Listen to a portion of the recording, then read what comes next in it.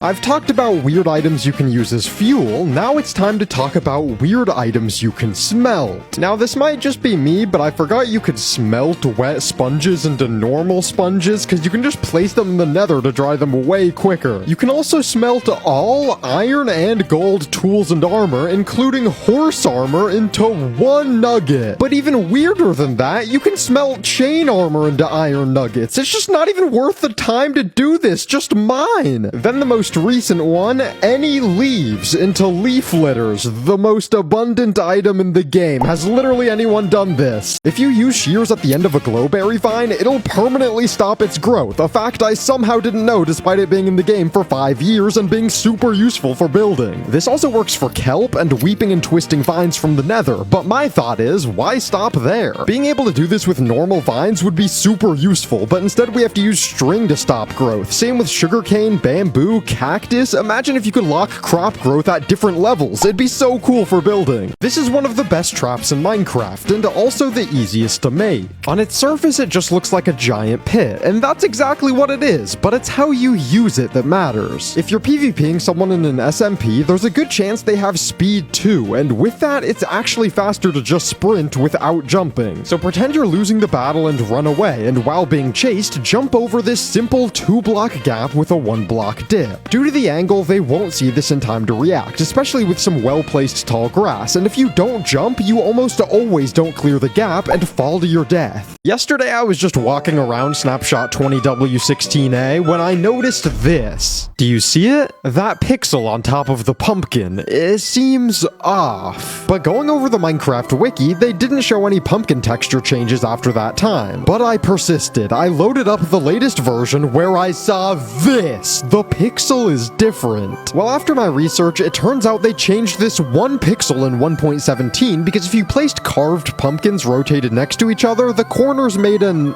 undesirable symbol. So that's how we got the smallest change in Minecraft history. If you have rails set up like this, the connecting rail will always go this way every single time, except for when it goes the other way. That's because it's not a left-right thing. The rail will always bend to the east over the west or the south over the north due to biases in the game's code coined the southeast rule. But it's actually sometimes useful. TNT cannons will fire further facing south or east, and actually significantly, from my testing, a basic TNT cannon went 11% further. That was 15 blocks just from facing south. This is the most suspicious block in Minecraft, and also one of the rarest. Suspicious sand or gravel spawn in ocean ruins, trail ruins, desert temples, and desert wells, and I wanted to find which suspicious block drop was the rarest. And while there's a ton of low drop rate items in trail ruins, there's so many gravel spawns, and so do desert temples and ocean ruins for how many unique items they get. That leaves the well, which each only get 2 suspicious sand, and with this item having a 1 in 8 chance, you'll need 4 wells on average. A suspicious sand carrying suspicious stew. It's so sus. The zombie horse is better than the regular horse, most of the time. We now have 3 horses in Minecraft, and they all have unique features that make them viable. First, the skeleton horse, which in most cases is the worst since you can't put horse armor on it and it has the lowest speed of a fixed 8.5 blocks per second, well below the average horse. It does have the unique ability to be ridden underwater, but you'll still drown while on it, so it's not too useful outside of crossing rivers. The zombie and normal horse both get armor, but they have different speed and jump height values, and while the horse almost always jumps higher, the zombie horse's average speed is faster. But that's not the end of the story. The horse's speed ranges from about 5 to 14 blocks per second, with the average being 9.5, while the zombie horse ranges from 9 to 12 with an average of 10.5. This means most wild zombie horses are faster than most wild horses, but zombie horses can't breed, and through selective breeding, regular horses can become better. The trident is now overpowered in the new Minecraft snapshots. I found this out while I was streaming trying to kill a zombie Nautilus jockey.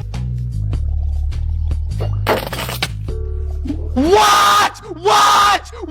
You know how after an arrow misses something, it can still actually hit you if you remove the block it collided with? Well, this doesn't happen with tridents, except that now it does. The problem is, arrows hit you once and get stuck to you, while the trident doesn't, so it can hit you multiple times or your shield infinite times until it breaks and hits you. Now, this is a bug and will probably get patched because trident drowns are already the most difficult early game mob, but I think it should stay. It's a cool buff to the trident, and imagine launching them with TNT. You know those giant caves you see in, like, the background of Camman 18 videos that you seem to never be able to actually find in-game? Well, here's a method I have of finding those I call the two-block theorem.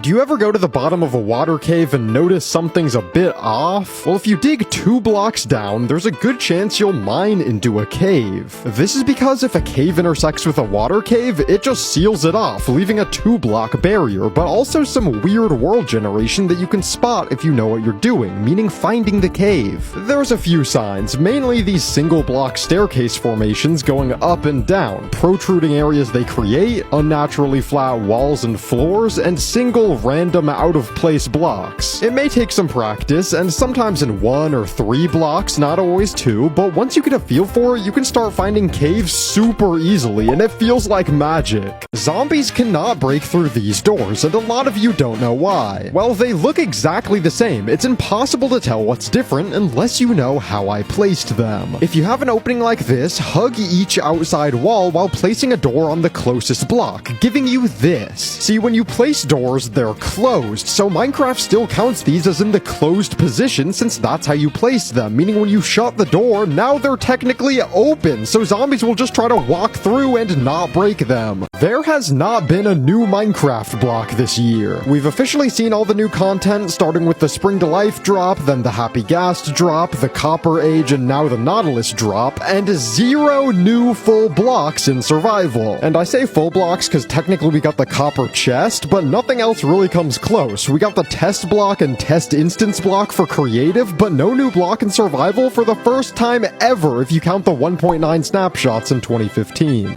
There is no such thing as waxed lightly weathered cut copper stairs. I made a video a couple days ago about cut copper, and the comments were filled with jokes about waxed lightly leathered cut copper stairs, and I realized that no one knows these don't exist. But they did for about 3 months in snapshots before 1.17, and they became a meme due to having the longest name in Minecraft history, unless you count the quadruple compressed poisonous potato block from the April Fool's snapshot. But way before 1.17's release, they redid the names and they became waxed exposed cut copper stairs, meaning this name never even made it into a full release. But people still give it credit instead of the true champions, cracked polished blackstone bricks and polished blackstone pressure plate. The warped forest is the rarest nether biome, and it's really not even close. It takes up 8% of the nether, which is half as much as any other biome and 3 times rarer than its crimson counterpart. But there's a super easy strategy to finding nether biomes. You know how in the overworld certain biomes will spawn next to each other, like deserts and badlands, and certain biomes will never spawn next to each other, like deserts and ice spikes? Well, it's actually the same in the nether. The warped forest and soul sand valley can never touch, and on the other side, the crimson forest and basalt deltas can never touch. Super useful. You can now put TNT in sulfur cubes and blow them up. It can be ignited with flint and steel and then has a 6-second fuse where you can still hit it around, which is longer than regular TNT's 4 seconds. But you can also use redstone to ignite it. Just passing it over an active redstone wire, torch, a redstone block will all set it off, and even things like flame arrows. It's the same as TNT. Now, I've already seen people make carpet bombs on Happy Ghast, but the possibilities are endless. I've been getting tagged in this TikTok of someone buying these Minecraft Legos, and is